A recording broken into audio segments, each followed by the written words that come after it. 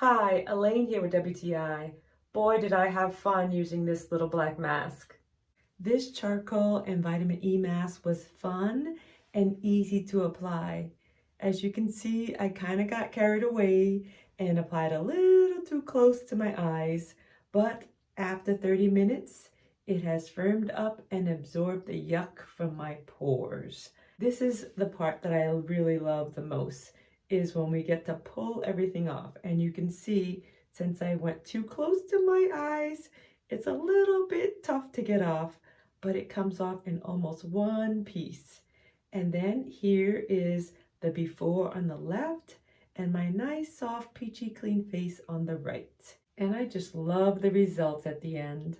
So if you're looking to have a little fun and peel your face off, or you're trying to get down deep into those pores, try the little black mask. You will love it. I highly recommend it, and that's just my point of view.